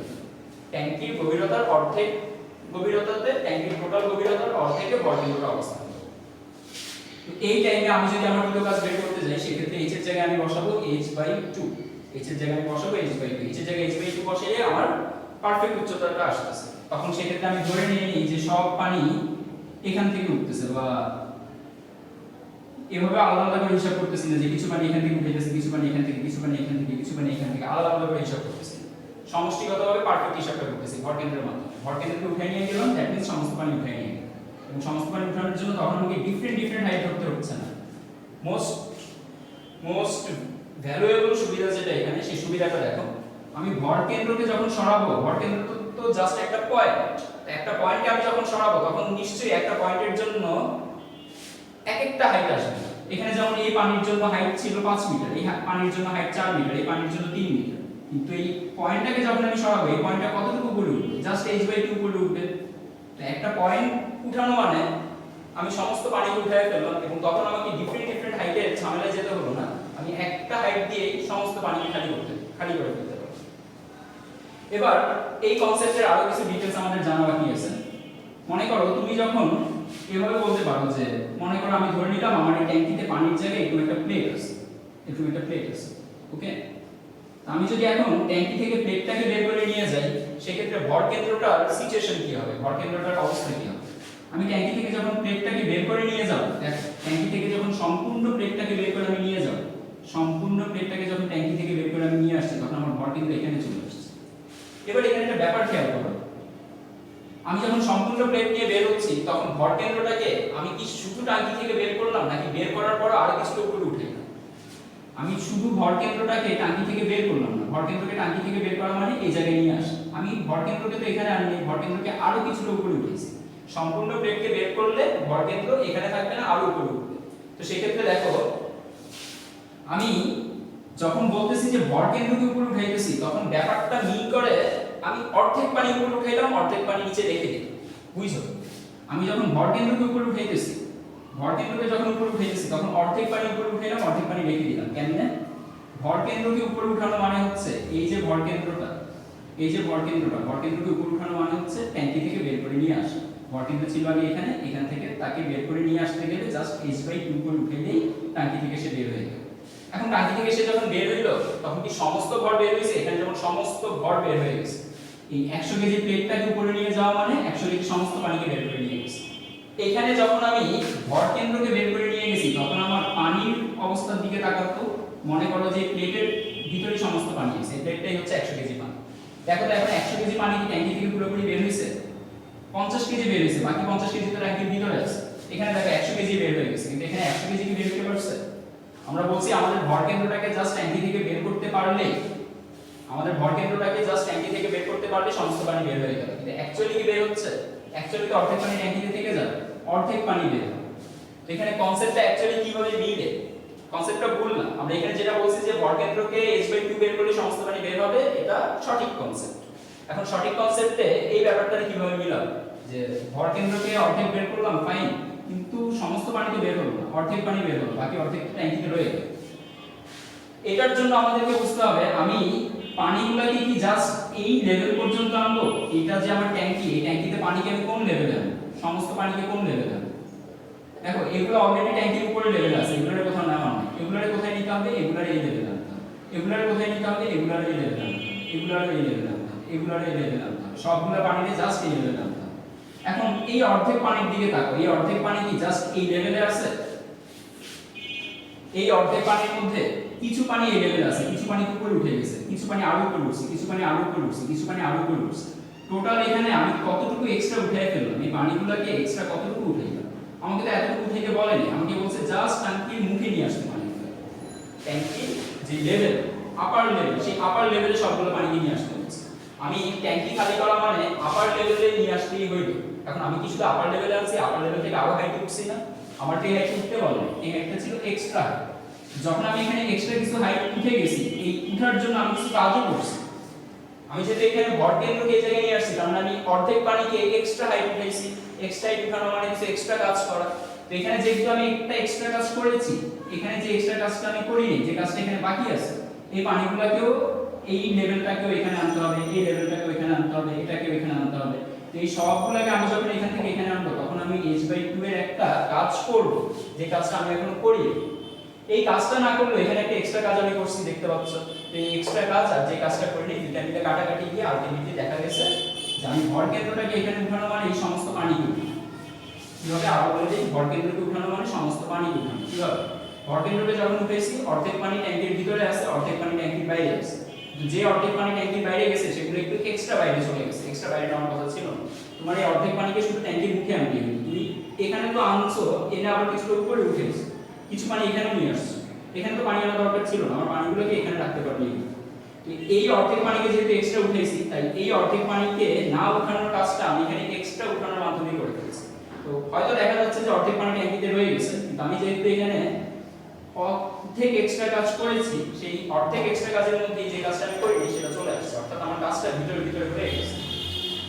ওকে, তো এখান থেকে আমাদের শেখার বিষয়টা কি? এখান থেকে আমাদের শেখার বিষয়টা হচ্ছে আমরা ট্যাঙ্কি যখন সম্পূর্ণ ভরাট থাকবে তখন আমরা ট্যাঙ্কি খালি করার জন্য উচ্চতা কত ধরব? ট্যাঙ্কি যখন সম্পূর্ণ ভরাট থাকবে তখন ট্যাঙ্কি খালি করার জন্য আমরা উচ্চতা ধরব। সম্পূর্ণ ট্যাঙ্কির ভর কেন্দ্র আছে h/2 তে, তাহলে আমার সম্পূর্ণ পানি উপরে উঠানো মানে হচ্ছে ভর কেন্দ্রকে h/2 তে নিয়ে যাওয়া, অর্থাৎ তখন আমি উচ্চতা ধরব h/2। আবার খেয়াল করো, যখন তোমার পানি ট্যাঙ্কিতে সম্পূর্ণ ভরাট থাকবে, অর্ধেক ভরাট থাকবে, তখন তুমি পানিগুলোকে কতটুকু উপরে উঠাবে? অর্ধেক ভরাট যখন থাকতেছে তখন এই পানিগুলোর ভর কেন্দ্র থাকবে কোথায়? মাঝামাঝি। এখান থেকে এই পর্যন্ত হচ্ছে অর্ধেক, আবার এখান থেকে এই পর্যন্ত হচ্ছে অর্ধেক। সম্পূর্ণ হাইটের অর্ধেক আছে এখানে, অর্ধেক এখানে, অর্ধেক আছে খালি আর অর্ধেক আছে পানি, বাকি অর্ধেকে পানি, এই অর্ধেকে পানি। তো দেখো যে অর্ধেকে পানি আছে সেই অর্ধেকের ভরকেন্দ্রটা কোথায় থাকবে? ওই অর্ধেকের অর্ধেকে, এই অর্ধেকের অর্ধেকে থাকবে ভরকেন্দ্র। এই অর্ধেকের অর্ধেক মানে কত? h/2 এর অর্ধেকের অর্ধেক মানে হচ্ছে h/4। তাহলে এবার আমার ভরকেন্দ্র আছে h/4 এ। এবার যদি আমি ভরকেন্দ্র নিয়ে উপরে উঠতে চাই তাহলে আমি কতটুকু উপরে উঠলাম? এখান থেকে এই পর্যন্ত উঠতে হইলে ভরকেন্দ্র নিয়ে এখান থেকে এখানে আসতে গেলে h/4 উঠতে হবে, আবার এখান থেকে এখানে আসতে গেলে h/2 উঠতে হবে। তাহলে টোটাল আমার উঠতে হবে এখান থেকে এখানে h/4 প্লাস এখান থেকে এখানে h/2 সমান সমান 4 2h plus h plus 2h সমান সমান 3h/4। তাহলে যখন আমার ট্যাঙ্কিটা অর্ধেক খালি তখন আমাকে উঠতে হবে 3h/4 মিটার উচ্চতায় বা h এর 3/4 উচ্চতায়। ওকে, বুঝতে পারছি? আবার তুমি চাইলে এভাবে বের করতে পারো। এবার মনে করো ট্যাঙ্কিতে পানি আছে 1/4 অর্থাৎ 4 ভাগের 1 ভাগ। ট্যাঙ্কিতে পানি আছে এখন h/4 এ। তাহলে ভরকেন্দ্র কোথায় থাকবে? h/8 এ। এবার বলো তাহলে তুমি উপরে কতটুকু উঠবা? এখানে যদি h/4 থাকে এখানে বাকি আছে কত? 3h/4। দেখো h/4 3h/4 যোগ করলেই তো টোটাল h আসবে। 3h/4 এই অংশটা প্লাস এই অংশটা হচ্ছে h/4 যদি যোগ করো, বলো দিয়েছি, যদি যোগ করো তাহলে তুমি পাবা 4 প্লাস 3h প্লাস h সমান সমান 4h/4 সমান সমান h। মানে এখানে তোমার খালি আছে 3h/4 আর ভরকেন্দ্র আছে এখন h/8। তাহলে তোমার এবার পানি নিয়ে উপরে উঠতে হবে বা ভরকেন্দ্র নিয়ে উপরে উঠতে হবে। এখান থেকে এখানে h/8 প্লাস এখান থেকে এখানে উঠতে হবে 3h/4। দুইটা যোগ করলে যেটা পাবো সেটাই হচ্ছে হাইট। তো খেয়াল রাখবা কখন ভরকেন্দ্র কোথায় দিছে বা কখন ট্যাঙ্কি কতটুকু পানি পূর্ণ দিছে, কখন ট্যাঙ্কি কতটুকু পানি পূর্ণ দিছে সেটা খেয়াল করে তারপর তোমরা অঙ্কটা অ্যানসার করার চেষ্টা করবে।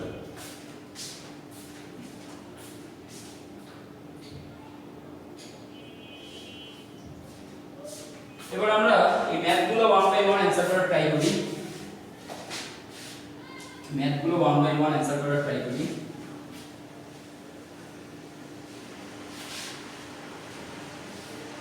আশা করি বেসিকগুলো তোমরা ধরতে পারছো, তোমরা বুঝতে পারছো। না বুঝতে পারলে আমাকে কমেন্টে জানাবা, আমি এগুলোর ব্যাখ্যা পরবর্তীতে দেওয়ার চেষ্টা করব। এগুলোর ব্যাখ্যা যেগুলো যেগুলো তোমরা বুঝবা না, তোমাদের আয়ত্তে আসবে না, তোমাদের ক্লিয়ার হবে না, যে যে ব্যাপারগুলোতে ডাউট থেকে যাবে, যে যে ব্যাপারগুলোতে, সেই ব্যাপারগুলো নিয়ে আমাকে কমেন্ট করলে আমি এগুলার কোশ্চেন অ্যান্সার নিয়ে পরবর্তীতে আরেকটা ভিডিও করার চেষ্টা করব।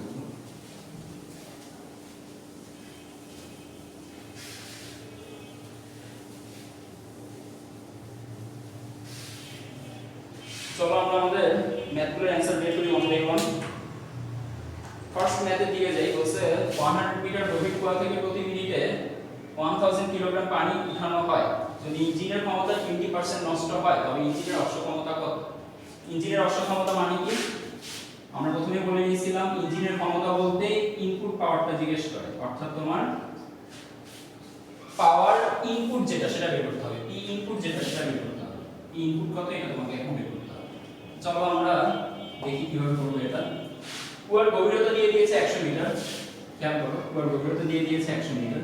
এটা কুয়া, এটা হচ্ছে কুয়া। কুয়াতে সাধারণত পানি লেভেলে চেঞ্জ হয় না। কুয়া থেকে তুমি যখন পানি তুলবা, এই কুয়া থেকে যখন তুমি পানি তুলবা, কুয়া থেকে যখন তুমি পানি তুলবা, তোমার পাইপ যখন এই জায়গায় পানিগুলো তুলে ফেলবে তখন এই জায়গাটা কিন্তু খালি হয়ে যাবে। ট্যাঙ্কিতে এই জায়গাটা খালি হয়ে যাবে, কারণ ট্যাঙ্কিতে পানি আসার কোনো রাস্তা নেই।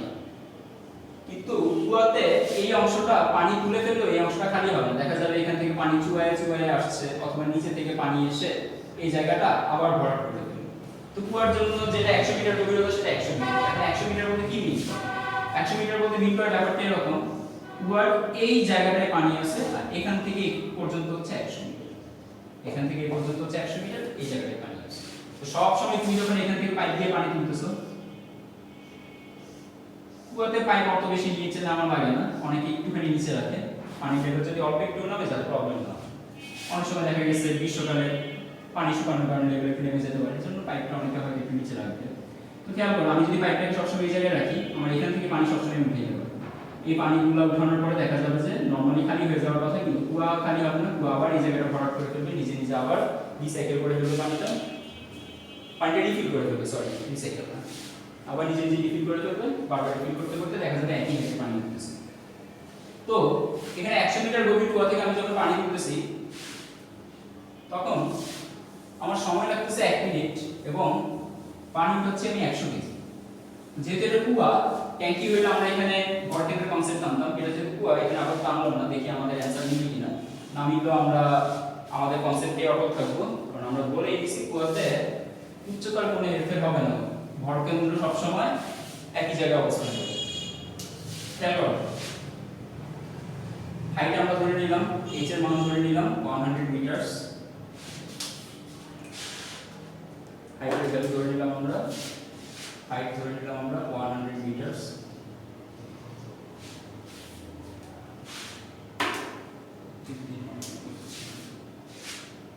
হাইট হচ্ছে 100 মিটারস, দেন টাইম হচ্ছে এখানে 60 সেকেন্ড দিয়ে দিয়েছে, দেন বলে দিয়েছে প্রতি মিনিটে 1000 কেজি পানি 100 কেজি পানি দিতে হবে, তাহলে এখানে হচ্ছে 100 কিলোগ্রাম।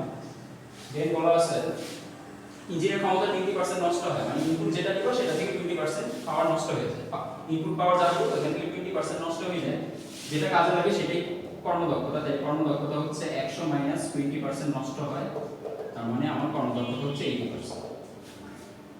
আর কিছু দেওয়া আছে, আর কিছু দেওয়া নেই, আমাকে বলছে পি ইনপুট কত, এটা নিয়ে আমরা আলোচনা করছিলাম একটু আগে।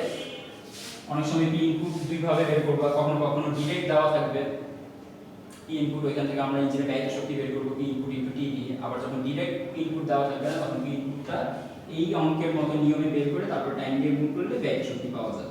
এখানে ব্যয়িত শক্তি চাইলে আমরা ব্যয়িত শক্তি ঝামেলায় গেলাম না, আমাদের শুধু এখানে বের করতে হবে পি ইনপুটের মান কত, তাই আমাদের কাজ কম। চলো আমরা পি ইনপুটের ভ্যালুটা বের করি, পি ইনপুটের যে ভ্যালু আছে সেটা বের করি। খেয়াল করো ইনপুট কত, আমরা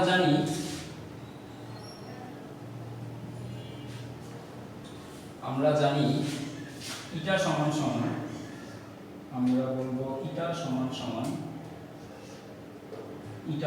সমান P output divided by P input into 100%। P ইনপুটকে নিয়ে যাও, প্রথমে বলে নিয়েছি এই টাইপের অঙ্কে ইটার মানটাকে 100 দিয়ে ভাগ করে, পয়েন্টে নিয়ে যাই, তাহলে ইটার মানটাকে পয়েন্টে নিয়ে গেছি, এজন্য আমরা সূত্রে 100% কে লাগবে না, প্রথমে 100 দিয়ে ভাগ করে 100% এর কাজটা করে ফেলছি। এখানে 100 দিয়ে ভাগ করে 80% কে 100 দিয়ে ভাগ করে আমরা ওইখানে সূত্রে 100% এর কাজটা করে ফেলছি। আমার লাগবে জাস্ট পি ইনপুট সমান সমান P output divided by eta. P output কোথা থেকে আসবে ভাবো, পি আউটপুটের জন্য দেখো তোমার কাছে m জানা আছে, h জানা আছে, তাহলে পি আউটপুটের জন্য তুমি w বাই t এই সূত্রে আপাতত চলে যাও। w কে ভাঙলে তুমি পাবা mgh divided by t divided by eta. এবার তুমি 1 বাই 1 ভ্যালুগুলো ইনপুট করতে থাকো। m এর ভ্যালু হচ্ছে 100, g এর ভ্যালু 9.8, h এর ভ্যালু 100 মিটার গভীর, আমাদের m এর ভ্যালু 1000 কি ছিল, 1000 ধরে নাও, ডিভাইডেড বাই t এর ভ্যালু 60 সেকেন্ড ডিভাইডেড বাই ইটার ভ্যালু হচ্ছে 0.8। ক্যালকুলেশন করলেই চলে আসবে। ওকে, যদি আমাদের এই অ্যানসারটার সাথে নাও মিলে তো আমরা আমাদের মেইন কনসেপ্টে অটল থাকবো, কুয়ার জন্য আমরা গড় গভীরতা নিব না, ভরকেন্দ্রের গভীরতা নিব না, কুয়ার জন্য আমরা 100 মিটার ধরে রাখবো। আর যদি মিলে তাহলে আমাদের কনসেপ্টই কাজ করছে। আমি বইয়ের অ্যান্সার টেকনিক লিখে রাখছি। এবার সেকেন্ড কোশ্চেনে যাওয়ার পালা। সেকেন্ড কোশ্চেনে বলছে একটি পাম্প প্রতি মিনিটে 240 কেজি পানি 10 মিটার উপরে তো তোলার সাথে সাথে সে কি করে 10 মিটার পার সেকেন্ড থেকে সে পানিগুলোকে নিক্ষেপ করে।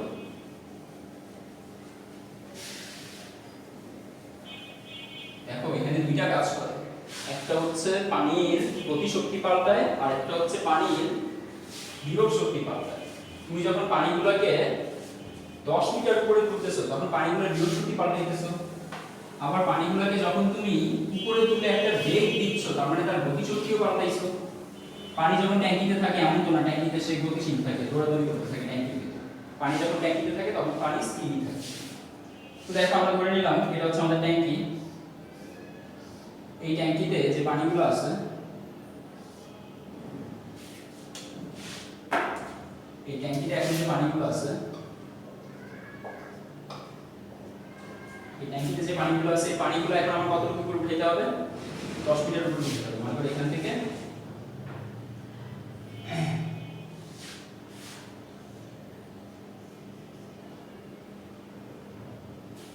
ট্যাঙ্কি তো বলে নেই, জাস্ট বলছে যে উঠেই হবে কোনো একটা জায়গা থেকে। তো মনে করো কুয়াই দিতে পারে, এখান থেকে 10 মিটার উপরে সে পানি দিচ্ছে, এখান থেকে 10 মিটার উপরে পানি দিচ্ছে। 10 মিটার উপরে পানি তুলে এই জায়গায় মনে করো কোনো একটা পাত্র আছে বা আরেকটা ট্যাঙ্কি আছে, এই ট্যাঙ্কিতে 10 মিটার পার সেকেন্ড থেকে পানিটাকে নিক্ষেপ করছে। তো দেখো তুমি যখন 100 কেজি পানিকে এইখান থেকে এই জায়গাটায় তুলবা, মনে করো এই হাইটটাই হচ্ছে, এখান থেকে এই হাইটটাই হচ্ছে 10 মিটার। তো এই জায়গায় এই 100 কেজি আমরা ধরলাম এই ভর কেন্দ্রে আছে, 100 কেজি সমস্ত ভর মনে করো এই জায়গায় আছে। আর এখানে ভর গভীরতা কনসেপ্ট আনবো না, কারণ এইখানে আমরা 10 মিটার ধরি, আমরা 10 মিটার ধরছি এখানে, তো আমরা ধরে নিয়েছি পানি সবসময় এখান থেকে উঠতেছে। ঠিক আছে, ভর গভীরতা এখানে আসবে না, ট্যাঙ্কির গভীরতা দেয়নি, জাস্ট বলছে 10 মিটার উপরে তুলতে হবে, হাইট দিয়ে দিয়েছে, ট্যাঙ্কির গভীরতা ডেপথ। তো এই 10 মিটার উপরে যখন আমি সমস্ত পানিগুলো তুলবো, এই জায়গার পানিগুলা সমস্ত পানিকে 1000 কেজি পানিকে আমি একটা বিন্দুর মতো ধরে নিলাম। তো এই বিন্দুটাকে মনে করো আমি এইখান থেকে বিন্দুটাকে এখান থেকে এই পর্যন্ত তুলব। বিন্দুটাকে যখন এখান থেকে এই পর্যন্ত তুলছি, তখন বিন্দুটার বিভব শক্তিও পাল্টাইছে, গতি শক্তিও পাল্টাইছে। কারণ এই 100 কেজি এখানে স্থির ছিল, এখানে তার কোনো বেগ ছিল না, আবার এখানে হাইটও ছিল 0। তাই এখানে যদি আমরা বিভব শক্তির কথা জিজ্ঞেস করি আসবে 0, আমরা যদি গতি শক্তির কথা জিজ্ঞেস করি আসবে 0। এখান থেকে যখন এখানে আসছে, ভূমি থেকে সে এই উচ্চতা উপরে আছে, তাই এখানে তার বিভব শক্তির ভ্যালু থাকবে mgh। আবার এখানে সে যেহেতু গতিশীল আছে, তাই তার গতি শক্তির ভ্যালু থাকবে কে সমান থাকবে হাফ mv স্কয়ার। কে সমান থাকবে হাফ mv স্কয়ার। কে সমান থাকবে হাফ mv স্কয়ার। তো দেখো তার গতি শক্তিরও পরিবর্তন হইছে, আবার বিভব শক্তিরও পরিবর্তন হইছে। বিভব শক্তির পরিবর্তন হইছে কত, আর গতি শক্তির পরিবর্তন হইছে কত? বিভব শক্তি আগে ছিল 0, পরে হইছে mgh। তাহলে বিভব শক্তির পরিবর্তন mgh - 0 = mgh। গতি শক্তির পরিবর্তন কতটুকু হইছে? গতি শক্তি আগে ছিল 0, এখন হইছে হাফ mv স্কয়ার। তাহলে গতি শক্তির পরিবর্তন পাওয়া গেল half mv square divided by half mv square - 0 equal to half mv square. তো কৃতকাজ মানে আমরা জানতাম গতি শক্তির পরিবর্তন, আবার কৃতকাজ মানে জানতাম বিভব শক্তির পরিবর্তন। দুইটাকে একত্র করেও কৃতকাজ পাওয়া যাবে। যখন কোনো একটা কাজ করার সময় গতি বিভব দুইটাই পাল্টাবে, তখন কতটুকু বিভব পাল্টাইছে বা বিভব কতটুকু চেঞ্জ হইছে এবং গতি কতটুকু চেঞ্জ হইছে, দুইটা যোগ করলে আমরা টোটাল কৃতকাজ বের করতে পারবো। তো কনসেপ্ট চলে আসছে, একটি পাম্প প্রতি মিনিটে 200 কেজি পানি 240 কেজি পানি 10 মিটার উপরে তুলে এত বেগে নিক্ষেপ করে। পাম্পটির ক্ষমতা কৃতকাজ করে। তো ক্ষমতা যদি আমরা বের করতে যাই, ক্ষমতা P সমান আমরা জানি W divided by T। W হচ্ছে কৃতকাজ। এখানে কৃতকাজ হচ্ছে দুইটা, একটা হচ্ছে গতি শক্তির পরিবর্তন প্লাস বিভব শক্তির পরিবর্তন, change in kinetic energy plus change in potential energy divided by total time. Total time হচ্ছে প্রতি মিনিট মানে 1 সেকেন্ড। তো জেনে গেছি হাফ mv স্কয়ার বের করা কোনো কঠিন কাজ না, আশা করি পারবা, প্লাস mgh বের করা কঠিন কাজ না, আশা করি পারবা, ডিভাইডেড বাই 60 করে দিলে হয়ে যাবে। v এর ভ্যালু দেওয়া আছে, v এর ভ্যালু হচ্ছে 10 মিটার পার সেকেন্ড, h এর ভ্যালু হচ্ছে এখান থেকে এই জায়গায় 10 মিটার। পাম্পটির ক্ষমতা তো পেয়ে গেলাম, যে কৃতকাজ কেমনে বের করবা, পাম্পটির কৃতকাজ কিভাবে বের করবা মনোযোগ দিয়ে শুনো। পাম্পটি কত সেকেন্ড যাবত চালু ছিল আমরা এখানে ধরে নিয়েছি, এই অঙ্কে ধরাই গেছে পাম্পের কর্মদক্ষতা 100%। কিভাবে? দেখো পাম্পের ক্ষমতা যেটা, আমাদের কৃতকাজও ওই রকমই পাওয়া গেছে। দেখো এখানে পাম্পের ক্ষমতা যেটা দিয়ে বের করছি, সেখানে কি পাম্পের ইনপুট পাওয়ার দিছি নাকি আমি যেই কাজটা করাইতে পারছি সেটা দিছি? এখানে W ছিল, অর্থাৎ যে কাজটা করাইতে পারছি সেটা দিছি। যে কাজটা করাইতে পারছি সেটা দিলে আমি পাম্পের ক্ষমতা তো বের করলাম, এবং সেটা আমার ইনপুট ক্ষমতা আউটপুট ক্ষমতা। পাম্পের ক্ষমতা যেটা সেটাকে আউটপুট ক্ষমতা হিসেবে আমরা এখানে পাচ্ছি, অর্থাৎ এখানে কর্মদক্ষতা 100%। পাম্পের ক্ষমতা আর আউটপুট ক্ষমতা যদি সেম হয়, তখন আমরা ধরে নিব কর্মদক্ষতা 100%। এখানে কর্মদক্ষতার কোনো কাজ নাই, এখানে কাজ হচ্ছে পাম্পিং ক্ষমতা বের করে ফেলতে। সেকেন্ড কাজ হচ্ছে পি তো কাজ করে, পাম্পটা কতটুকু কাজ করছে। তো দেখো পি ক্ষমতার পাম্পকে আমি কত সেকেন্ড যাবত চালু রেখেছিলাম, 1 মিনিট ধরে চালু রেখেছিলাম। তাহলে আমি পি ক্ষমতার পাম্পকে যদি টি দিয়ে গুণ দিয়ে দেই, তাহলে আমি বলতে পারবো আমার এখানে পি তো কাজ কত। ওকে, অর্থাৎ আমি একটু আগে যে পিটা বের করেছি, এই সূত্র থেকে যে পিটা বের করেছি, এখানে যে ডব্লিউটা ছিল, এই ডব্লিউটাই হচ্ছে আমার অ্যানসার। এই w কে একটা 60 দিয়ে ভাগ করে আমি পেয়েছি p এর মান, সেই p কে আবার 60 দিয়ে গুণ করে পাবো w। ব্রেকেটে কথাই। আশা করি তোমরা 2 নম্বরটা বুঝতে পেরেছো, 2 নম্বরটা পারবা তোমরা আশা করতেছি।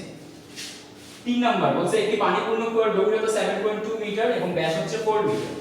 কুয়াটিকে 31.4 মিনিটে যদি পানি শূন্য করতে পারে, কুয়াটিকে 31.4 মিনিটে পানি শূন্য করতে পারে এরকম একটি পাম্পের ক্ষমতা কত? এটা খুব ইজি অঙ্ক, তোমরা নিজেরাই হয়তো অনেকে বুঝে গেছো কিভাবে করতে হবে, অনেকে আইডিয়া বের করে ফেলছে কিভাবে করতে হবে।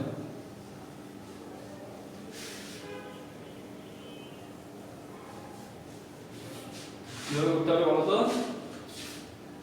বলো কিভাবে করতে হবে। প্রথমে দেখো এম দেওয়া নেই, আমরা কত কেজি পানি তুলবো সেটা জানি না। আমরা জানি যেখানে পানি তুলবো সেই কুয়াটার গভীরতা হচ্ছে h/2, 7.2, সেই কুয়ার গভীরতা h সমান হচ্ছে 7/2।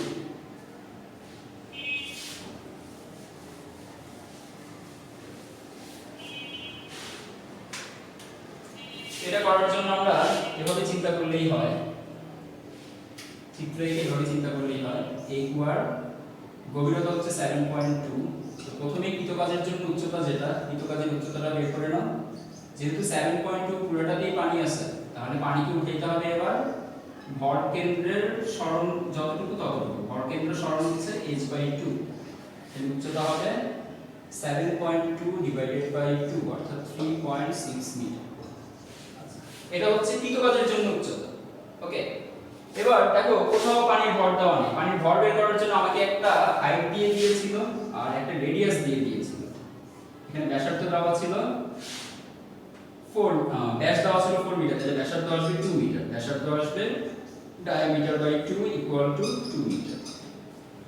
তো আমরা এখানে দুইটা জিনিস জেনে গেছি, উচ্চতা কত জেনে গেছি আর কত জেনে গেছি। তাহলে আমরা এখানে ভলিউম বের করতে পারবো। এটা যেহেতু সিলিন্ড্রিক্যাল শেপের একটা বস্তু, তাহলে ভলিউম আসবে পাই আর স্কয়ার h। ভলিউম পেয়ে গেলে তুমি ভর বের করতে পারবা। যেহেতু এখানে পানি আছে, পানির ঘনত্ব জানা আছে 1000 কেজি পার মিটার কিউব।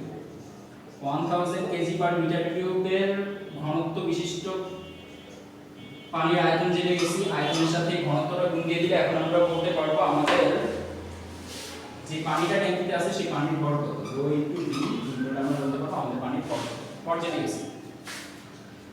বের করতে বলছে পাম্পের ক্ষমতা কত। পাম্পের ক্ষমতা P সমান সমান আমরা জানি W divided by E। W বের করার জন্য M দরকার ছিল, M বের করে ফেলছি। G এর মান জানি, উচ্চতা আসবে ভর কেন্দ্রের সরণ যেটা সেটা। কারণ পানি তো যখন আমি এই কুয়া থেকে তুলতেছি, ওই তোমরা আবার আগের কথা বলতে পারবে যে স্যার আবার তো এখানে কুয়াই আসছে। তো এখানেও কি আমরা কুয়ার জন্য ধরে রাখবো সবসময় এখান থেকে পানি উঠতেছে। এই যে এইটা হচ্ছে 7.2, কুয়ার জন্য এই অংশটা হচ্ছে 7.2। এখান থেকে আমরা পানি তোলা স্টার্ট করব। এখান থেকে মনে করে একটা পাইপ দিয়ে এই পর্যন্ত পানি তোলা স্টার্ট করব, এই পর্যন্ত পাইপ এনে তারপরে এখান থেকে পানি তোলা শুরু করব। তো এখন তোমরা বলবা যে স্যার গভীরতা কি 7.2 ধরবো নাকি ভর কেন্দ্রটা ধরবো, এটা তো কুয়া। আমার অ্যানসার থেকে মনে হইতেছে এখানে আমরা ভর কেন্দ্রের কনসেপ্টটা দিয়ে করতেছি। তোমরা ম্যাক্সিমাম টাইমে এই অঙ্কটাতেও 100 মিটার গভীর কুয়াটাকে ভর কেন্দ্রের কনসেপ্টে নিয়ে যায়। কুয়া বলে তারা কিছু মানে না, কুয়া যে আবার পানি চুইয়ে চুইয়ে লেভেলটা সেম করে ফেলে এই ব্যাপারটা তো মানে না। ঠিক আছে, তো হয়ে গেছে। তো mg কুয়া বলছে, তারপরে কুয়া বললেও আমরা এখানে উচ্চতা ধরে নিব। কুয়ার যে উচ্চতা নিয়েছে সেই উচ্চতা h/2 আর টাইম লাগছে কত সেকেন্ড। কুয়াটিকে 31.4 মিনিটে পানি শূন্য করতে পারে, তাহলে টাইম হচ্ছে 31.4 মিনিট, মানে 31.4 * 60। m এর মান এখান থেকে আসবে। এই যে v এর জন্য আমরা একবারে বসাবো রো, আচ্ছা এখানে বসাই দিই। m এর জন্য বসাবো রো, v এর জন্য বসাবো pi r square h into g into h/2 divided by 31.4 * 60। Yes, পেয়ে যাবে তুমি তোমার পাওয়ারের মান, পেয়ে যাবে তুমি তোমার পাওয়ারের মান। আশা করি পারবা। 4 নং কোশ্চেনটা আমি তোমাদেরকে হোমওয়ার্ক দিয়ে রাখলাম, তোমরা আমাকে এই লেকচারের নিচে কমেন্ট করে 4 নম্বর কোশ্চেনের অ্যানসারটা জানাবা। আমি নেক্সট ভিডিওতে কর্মদক্ষতা নেক্সট ভিডিওতে 4 নম্বর ম্যাথটা করে দিব, তখন তোমরা তোমাদের অ্যানসার মিলিয়ে নেওয়ার সুযোগ পাবে। তো দেখি কারা কারা অ্যানসার মিলিয়ে নিয়ে সঠিক অ্যানসার দিতে পারো, কারা কারা সঠিক অ্যানসার বের করতে পারো। এটা তোমাদের একটা হোম টাস্ক হিসেবে থাকবে, আমি নেক্সট ক্লাসে চেক করব, চেক করতে পারবো। যারা যারা কমেন্ট করবা তাদেরকে জানাইতে পারবো যে তোমরা সঠিক করেছো না ভুল করেছো। তো আজকে আমাদের কর্মদক্ষতা এই পর্যন্তই। নেক্সট দিন আমরা কর্মদক্ষতার দ্বিতীয় লেকচার নিয়ে হাজির হবো ইনশাআল্লাহ। আজকে বিদায় নিচ্ছি, আল্লাহ হাফেজ।